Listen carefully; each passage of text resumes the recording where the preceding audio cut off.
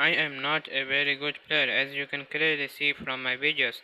However, I know some tricks that might help you improve your gameplay style and perhaps maybe even climb the leaderboard. Let the video begin. First trick is watching your enemies replays. What do you do after every match you play in Stigma Saga? If you like everyone, you probably just go on to play another match or maybe do your homework. However, it is bad.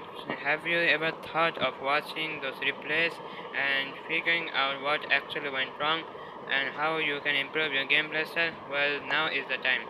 Take time and watch the replays and note down the strategies your enemy used, maybe even modify the strategy to make an even better strategy. Trick number 2, spam decks. As much as I hated the Archidon spam deck, I have to admit that Archidon spam isn't an easy deck to practice. What are spam decks, by the way? Spam decks are when you overuse a specific unit. The most famous spam deck is the Archidon spam deck. It is the spam deck that my friend Luna Clubs Gaming uses, and he's doing a pretty good job climbing the leaderboard. There are many spam decks that you could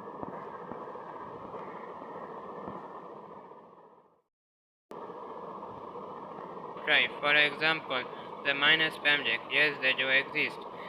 The Corona Crawler spam deck, the dead spam, the general spam. The easiest spam deck to try is the Spirited spam deck, where you basically use a lot of Archidons and Spiritons. Trick number 3, the gold overhaul. Almost everyone has noticed that the miner's code has a bug. If you force the miners to mine at the closest mine from the statue barricade, you will get the most amount of gold at a time until the gold mine depletes, runs out.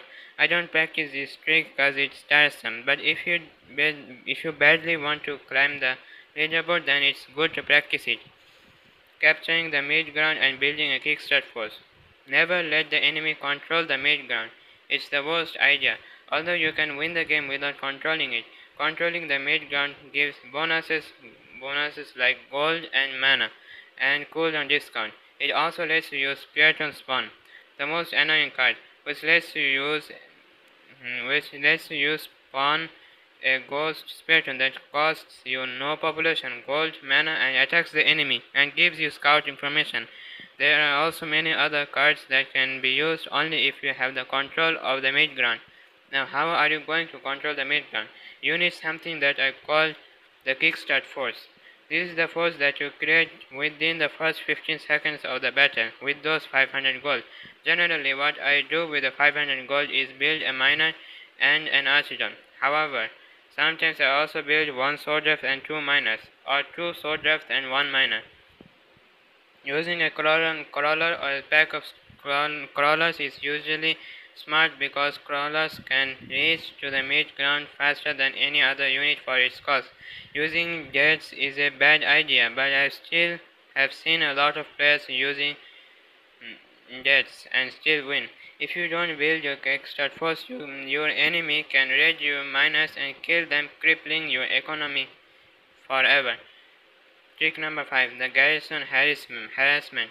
A weird name for a strategy, I know, but basically what you do is attack the enemy and destroy all their forces. The sword draft, the eclipse force, whatever they had, you kill them. Then you force the enemy to garrison, and the moment they hit the garrison button, you retreat, and they will think that you are retreating, and then they try to continue to mine. But the moment you see them coming back to mine, you attack again. You either hit the garrison button or face your forces using the miners, but most of the time the garrison. Behind the garrison, you attack again, harassing the enemy forces and forcing the enemy to resign or face this endless torment.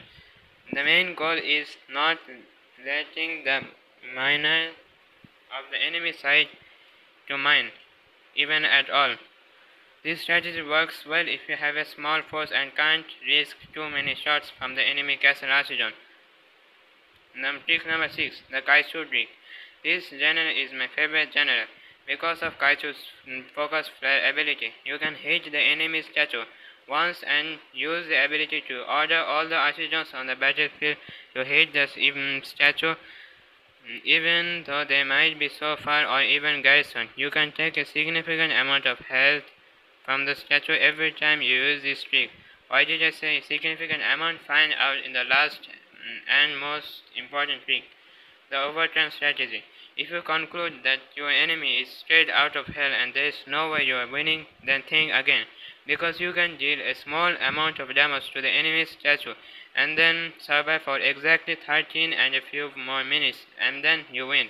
This might be the hardest trick, and you may not want to use this unless you have no choice. You can use trick number 6 to deal just enough damage to the enemy statue to win by the overtime strategy.